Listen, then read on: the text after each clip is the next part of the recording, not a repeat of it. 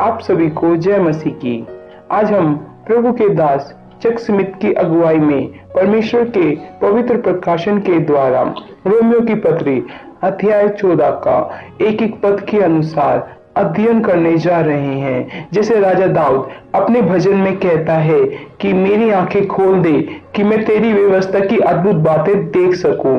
प्रभु हमारी आत्मा को प्रकाशित करे ताकि हम परमेश्वर की अद्भुत बातों को देख सके।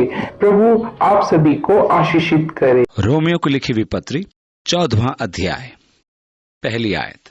जो विश्वास में निर्बल है उसे अपनी संगति में ले लो, परंतु उसकी शंकाओं पर विवाद करने के लिए नहीं। हो सकता है कि विश्वास करने वाले में कुछ संदेहात्मक बातें हों। हो सकता है व्यक्ति विश्वास करने में कमजोर हो, इसलिए उसकी इन बातों पर ध्यान देने के लिए नहीं। और यदि कोई व्यक्ति विश्वास में निर्बल है तो यह वह जन है जिसमें बहुत सीमित एवं संकीर्ण धाराएं हैं। दूसरी आयत में, क्योंकि एक को विश्वास है कि वह सब कुछ खा सकता है, परंतु जो विश्वास में निर्बल है वह साग पात ही खाता है।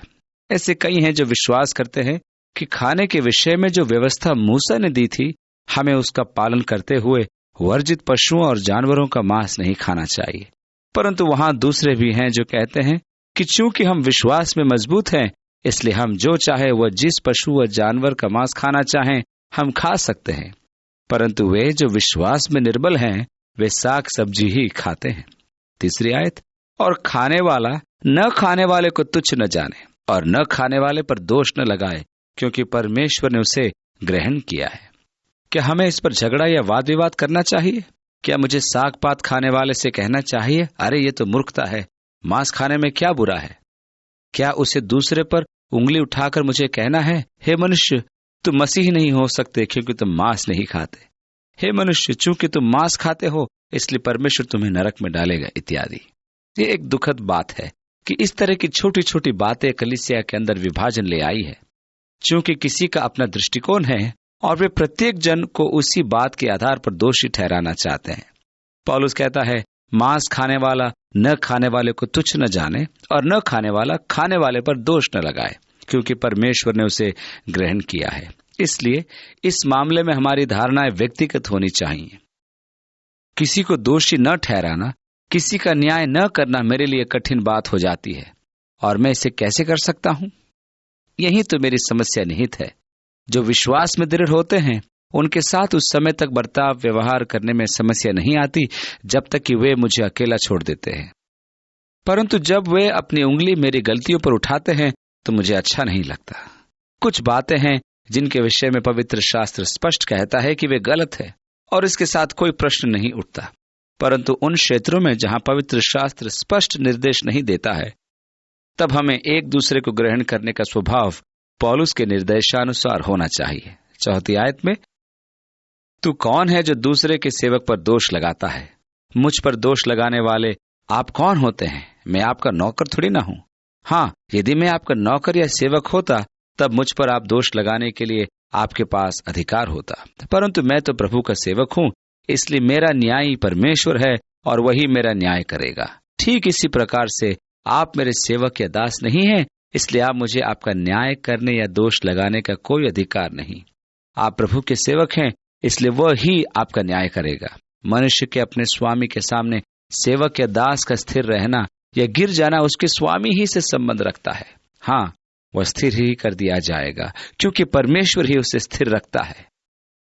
परमेश्वर ने बहुत से लोगों को ऐसे स्थिर बनाए रखा है। वह भी मैं निश्चय पूर्वक कहता हूं कि जब वे गिरने ही वाले थे, जिस ढंग से वे रह रहे थे, तब परमेश्वर ने आकर उनकी मदद करी। मैं जानता था कि वे नीचे गिरते जा रहे थे, परंतु परमेश्वर ने उन्हें उठा खड़ा किया, उन्हें स्थिर किया, क्योंकि वह उन्हें स्थिर करने योग्य था। मांस खाने के विषय से आगे बढ़कर अब वो पवित्र दिन को मानने के विषय पर आता है। और 5वीं आयत में, कोई तो एक दिन को दूसरे से बढ़कर मानता है और कोई सब दिनों को एक समान जानता है। हर एक जन अपने ही मन में निश्चय कर ले। अब किस दिन हमें प्रभु की आराधना करनी चाहिए? क्या शनिवार को या रविवार को? यदि हम शनिवार को आराधना करते हैं, तब क्या हम यहूदी रिवाज या प्रथा को मानते हैं कि हमें शुक्रवार की शाम से आराधना करना आरंभ करना है, क्योंकि सूर्य डूबते ही विश्राम का दिन शुरू हो जाता है? और शनिवार को सूर्य डूबने तक आराधना करते रहना है, अथवा रविवार का वह दिन जिस दिन हमें प्रभु की आराधना करनी चाहिए। ऐसे भी लोग हैं जो अपने सोचने में अत्यंत संवेगी या उग्र होते हैं कि शनिवार ही वह दिन है जब हमें प्रभु की आराधना करनी चाहिए। और यदि आप रविवार को प्रभु की आराधना करते हैं तब तो आप ख्रीस्त विरोधी उनके लिए हो जाते हैं। एक मनुष्य किसी दिन को दूसरे से बढ़कर मानता है क्योंकि वह दिन उसके लिए पहले से कहीं अच्छा दिन है। यहाँ पर तो मैं दूसरी श्रेणी में आता हूँ। कोई दूसरा सब दिनों को एक समान मानता है। ये मैं हूँ, क्योंकि मेरे लिए सब दिन बराबर है। मैं परमेश्वर की आराधना शनिवार या सोमवार या बुधवार या अन्य किसी भी दिन करता हूँ। मैं किस दिन परमेश्वर की आराधना करता हूँ इससे मुझे कोई अंतर नहीं पड़ता। जहाँ तक मेरा संबंध है, मैं प्रतिदिन प्रभु की आराधना करता हूँ। प्रत्येक दिन प्रभु का दिन है, मैं उसके लिए अपना जीवन जीता हूँ। प्रत्येक सुबह प्रभु की आराधना मैं करता हूँ। हर समय भी यही मैं करता हूँ। जो किसी दिन को मानता है वो प्रभु के लिए मानता है, जो खाता है वो प्रभु के लिए खाता है, क्योंकि वह परमेश्वर का धन्यवाद करता है। और जो नहीं खाता वो प्रभु के लिए नहीं खाता और परमेश्वर का धन्यवाद करता है, क्योंकि हम में से न तो कोई अपने लिए जीता है और न कोई अपने लिए मरता है। यदि हम जीवित हैं तो प्रभु के लिए जीवित हैं, और यदि मरते हैं तो प्रभु के लिए मरते हैं। अतः हम जिए या मरे, हम प्रभु ही के हैं। और निश्चय ही यही मेरी सोच है। मैं अपना जीवन प्रभु के लिए जीता हूँ। मैं अपने लिए नहीं जी रहा। मैं अपने लिए मरना नहीं चाहता, पर चाहे मैं जीवित रहूं या मरूं, मैं प्रभु का हूं। क्योंकि मसीह इसलिए मरा और जी भी उठा कि वह मरे हुओं और जीवितों दोनों का प्रभु हो। तू अपने भाई पर क्यों दोष लगाता है, या तो फिर क्यों अपने भाई को तुच्छ जानता है? हम सब के सब परमेश्वर के न्याय सिंहासन के सामने खड़े होंगे, क्योंकि लिखा है, प्रभु कहता है, मेरे जीवन की सौगंध कि हर एक घुटना मेरे सामने टिकेगा और हर एक जीभ परमेश्वर को अंगीकार करेगी। इसलिए हम में से हर एक परमेश्वर को अपना अपना लेखा देगा। वास्तव में तो पौलुस इस व्यवहार एवं मनोवृत्ति को निरुत्साहित कर रहा है कि कोई किसी पर दोष लगाए या उसका न्यायी बन बैठे, क्योंकि अक्सर हम देह अर्थात कलीसिया में एक दूसरे को नीचा दिखाने के प्रयास में दोष निकाला करते हैं। ये न्याय करने या दोषी ठहराने का काम तो प्रभु का है, क्योंकि एक दिन हम सबको मसीह के न्याय आसन के सामने खड़ा होना हो पड़ेगा। वही है जिसके प्रति हम जवाबदेही हैं। हमें उसी को हिसाब देना है। वो हमारा प्रभु है और हम उसकी सेवा करते हैं, और हमें एक दिन उसे जवाब देना होगा, क्योंकि प्रत्येक घुटना प्रभु के सामने झुकेगा और हर एक जीभ अंगीकार करेगी कि यीशु मसीह ही प्रभु है।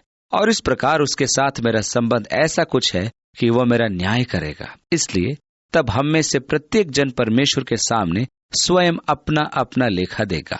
13वीं आयत में, इसलिए आगे को हम एक दूसरे पर दोष न लगाएं, परंतु तुम ये ठान लो कि कोई अपने भाई के सामने ठेस या ठोकर खाने का कारण न बने या रखे। अर्थात अपने भाई के गिरने का कारण न बनो। एक दूसरे का न तो न्याय करो और न दोष लगाओ। पर जबकि हम एक दूसरे के साथ रह रहे हैं तो हमारे जीवन पर प्रेम का शासन हो। हमें अपने समान पड़ोसी से प्रेम रखना है। हम इस भाईचारे के प्रेम में ऐसी कोई बात न होने दें कि वह भाई जो विश्वास में निर्बल है उसके लिए हम ठोकर खाने का कारण बने। एक विशेष क्षेत्र में आपके पास स्वतंत्रता है। इस स्वतंत्रता के लिए निर्बल भाई के सामने इतराए नहीं, न ही ये स्वतंत्रता उस भाई के लिए एक बहाना बनने पाए, न ही किसी व्यक्ति के विश्वास या धारणाओं के प्रति तर्क करने का प्रयास करे। यदि एक व्यक्ति मेरे पास आता और कहता है, मैं विश्वास करता हूं कि नमक खाना पाप है, तब तो ये मेरे लिए गलत होगा कि उसकी मूर्खता या कमजोरी की दशा पर तर्क करने का मैं प्रयास करूं। नमक के साथ क्यों कुछ गलत नहीं है? ये तो कैल्शियम क्लोराइड है, इसके लिए गलत क्या है? यदि आप बहुत अधिक खा लेते हैं तब तो ये आपके हृदय को कचोटेगा। और मैं उसके विश्वास या धारणा पर आधुनिकता आधारित बातचीत करने का प्रयास कर सकता हूं, परंतु मुझे ऐसा नहीं करना चाहिए, क्योंकि यदि वो सोचता है कि उसके लिए नमक खाना पाप है और मैं कहता हूं, अरे भाई थोड़ा नमक चखकर तो देखो, और फिर मैं उसकी सब्जी में थोड़ा सा नमक छिड़क देता हूं, तो मैं उसके विवेक के विरुद्ध उसको पाप करने के लिए प्रेरित कर रहा हूं। मैं इसे खा सकता हूं। अब होता यह है कि वह प्रत्येक समय नमक का उपयोग करने पर अपने विश्वास के अनुसार कह उठता है, अरे मैं पापी हूं, और वह अपने विवेक से परेशान हो उठता है, और जो उसे याद दिलाता रहता है कि तूने नमक खाया है, तूने नमक खाया है, तूने नमक खाया है। इस प्रकार मैं उसके लिए ठोकर का कारण बन जाता हूँ। पौलुस इसलिए आगे कहता है, अतः आगे को हम एक दूसरे पर दोष न लगाएं, पर तुम ये ठान लो कि कोई अपने भाई के सामने ठेस या ठोकर खाने का कारण न रखे। तू कौन है जो दूसरे के सेवक पर दोष लगाता है? उसका स्थिर रहना या गिर जाना उसके स्वामी ही से संबंध रखता है, वरन वह स्थिर ही कर दिया जाएगा, क्योंकि प्रभु उसे स्थिर रख सकता है। क्योंकि मैं जानता हूं और प्रभु यीशु में मुझे विश्वास है कि कोई वस्तु अपने आप से अशुद्ध नहीं, परंतु जो उसको अशुद्ध समझता है उसके लिए वह अशुद्ध है। अब पौलुस बुनियादी तौर से कह रहा है कि मैं किसी भी तरह का मांस खा सकता हूं, क्योंकि ये अपने आप में अशुद्ध नहीं है। यह मुझे नरक में नहीं पहुंचाएगी। मैं ये जानता हूं कि यह प्रभु यीशु द्वारा स्वीकार्य है। कुछ भी अपने आप में शुद्ध नहीं, परंतु यदि एक मनुष्य इसे अशुद्ध ठहराए जाने को महत्व देता है तो फिर यह उसी मनुष्य के लिए अशुद्ध है। यह विश्वास का मामला है, और यहाँ मैं महसूस करता हूं कि कलीसिया ने इस विषय में बहुत हानि पहुंचाई है। मनुष्य की प्रथाओं पर प्रचार करना जिन्हें लोग करते हैं, जबकि ये प्रथाएं व्यक्ति के अनंत जीवन से संबंधित नहीं होती। जब मैं एक लड़के के रूप में बड़ा हो रहा था, तब बार बार मैंने ये प्रचार सुना कि यदि आप धूम्रपान करते हैं तो आप स्वर्ग नहीं जा सकते। मैंने इस बारे में इतना प्रचार सुना कि ये मैं मान बैठा कि धूम्रपान मुझे नरक ले जाएगा। एक तरह से तो मैं बहुत खुश हूं कि मैंने ये प्रचार सुना, क्योंकि इसने मुझे एक भी सिगरेट पीने तक हमेशा बचाए रखा। मैंने अपने संपूर्ण जीवन में कभी भी सिगरेट नहीं पी, और मुझे ऐसा कभी लगा ही नहीं कि मुझे इसकी जरूरत है या किसी चीज से मैं वंचित हो गया। मैं इस बात से खुश हूं कि मैं धूम्रपान नहीं करता, परंतु आत्मिक कारणों से नहीं, पर शारीरिक कारणों से। और आपको बताऊं, मुझे सिगरेट का धुआं बहुत खराब लगता है। कभी कभी हवाई जहाज में सिगार पीता हुआ कोई व्यक्ति मेरे इतना निकट आ जाता है कि मैं सोचता हूं कि उसके मुंह पर मुक्का मार दूं। वह हमारे कक्ष को धुएं से भर देता है और बदबू फैला देता है। मैं उस व्यक्ति से नाराज हो बैठता हूं। ये आत्मिक कारणों से नहीं है। आपको मैं एक मजेदार बात बताता हूं। बहुत से लड़के जो मेरे समकालीन थे, जो मेरे साथ चर्च जाते थे, वे जब बड़े होने लगे तो विभिन्न प्रयोग करने उन्होंने शुरू कर दिए। वे सिगरेटों के टुकड़े ले आते थे और उन्हें पीकर मजा लेते थे। मैं दबाव में बड़ा हुआ था। किसी के पास इतना पैसा तो नहीं था कि सिगरेट का एक पैकेट खरीद ले, परंतु उन टुकड़ों से शुरू करके बहुत से लड़के सिगरेट पीने के आदी हो गए थे। संयोग से जब उन्होंने धूम्रपान करना शुरू किया, तब उन्होंने प्रभु यीशु मसीह के साथ चलना भी छोड़ दिया, क्योंकि उनका विश्वास था कि आप उद्धार नहीं पा सकते क्योंकि आप धूम्रपान करते हैं। उन्होंने ऐसा इसलिए सोचा था क्योंकि ठीक इसी तरह का उपदेश वे सुना करते थे। अतः जिस समय से उन्होंने सिगरेट पीना शुरू किया, उसी समय से उन्होंने प्रभु की संगति छोड़ दी, क्योंकि उन्होंने सोचा कि जब तक आप सिगरेट पीते हैं, आपके लिए प्रभु के साथ संगति करना असंभव है। और चूंकि वे ऐसा सोचते थे, उन्होंने अपने जीवन में उसे पूरा किया।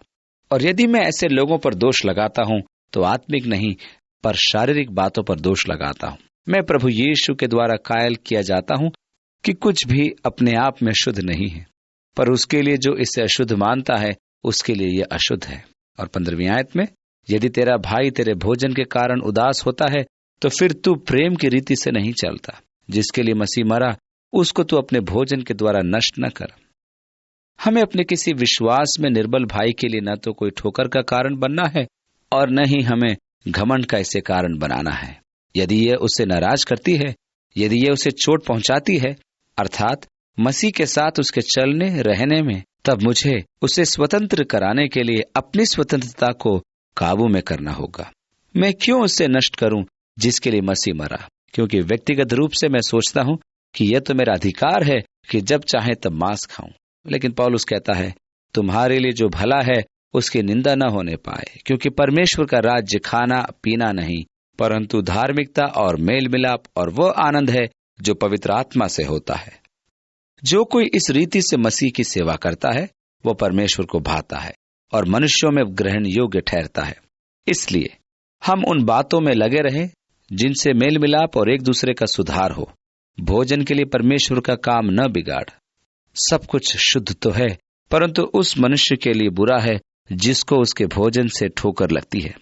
भला तो यह है कि तू मांस न खाए और न दाखरस पिए, न और कुछ ऐसा करे जिससे तेरा भाई ठोकर खाए। तेरा जो विश्वास हो उससे परमेश्वर के सामने अपने ही मन में रख। धन्य है वे जो उस बात में जिसे वह ठीक समझता है अपने आप को दोषी नहीं ठहराता। परंतु जो संदेह करके खाता है वह दंड के योग्य ठहर चुका, क्योंकि वह विश्वास से नहीं खाता, और जो कुछ विश्वास से नहीं वो पाप है। क्या आप में विश्वास है? तब परमेश्वर के सामने आप में विश्वास होना जरूरी है। इसे एक व्यक्तिगत बात बनने दें। यदि आपका खाना पीना किसी के लिए ठोकर का कारण बनता है तो आप खुलेआम न करें, क्योंकि धन्य है वो जो स्वयं को ऐसी बातों में दोषी न ठहराए। परमेश्वर में इस प्रकार के विश्वास का होना अपने आप में बहुत बड़ी बात है। इससे आपके और परमेश्वर के बीच में कोई बात रुकावट का कारण नहीं बनती। यदि वह जो संदेह करता है कुछ खाए या पिए तो इस कारण से वो विश्वास नहीं रखता, क्योंकि जो कुछ विश्वास से नहीं वो पाप है, वो भी विश्वास न करने वाले व्यक्ति के लिए। यदि आप विश्वास नहीं करते और आप ऐसा कार्य करते हैं जिसके द्वारा आपके विवेक को ठोकर पहुंचती है तो आप पाप करते हैं। ये तो आपके लिए अशुद्ध है। इसलिए मेरी मसीही स्वतंत्रता जिसे मैं महसूस कर सकता हूं, उसे परमेश्वर के सामने निजी रूप से मुझे तैयार करना है। इस स्वतंत्रता से किसी के लिए मुझे ठोकर का कारण नहीं बनना है। अब पुनः सारा विचार 13वें अध्याय पर जाता है, जहां हमें कहा गया था प्रेम में चलो, क्योंकि जो प्रेम करता है उसने संपूर्ण व्यवस्था को पूरा किया है। एक दूसरे से प्रेम करना, एक दूसरे के साथ प्रेम के संबंध में चलना, और आपके प्रति अपने प्रेम के कारण और यीशु मसीह के प्रति मेरे प्रेम के कारण मैं ऐसी कोई बात नहीं करूंगा जो आपके मसीह जीवन की चाल में आपके लिए ठोकर का कारण बने। प्रेम के कारण मैं अपनी व्यक्तिगत धारणा को दबा देता हूं, जिससे कि मैं विश्वास में निर्बल भाई के लिए ठोकर का कारण न बनूं। दोषी ठहराए जाने के बावजूद परमेश्वर हमारी सहायता करे कि हम प्रेम में जीना सीखें। हे पिता, आपके वचन के लिए तथा सुंदर जीवन जीने में अगुवाई करने के लिए आपका धन्यवाद। प्रभु, ऐसे मार्ग में चलने के लिए हमारी सहायता कर कि हम सही मार्गदर्शन प्राप्त करें और दूसरों के लिए आशीष का कारण बने। प्रभु यीशु के नाम में मांगते हैं, आमीन।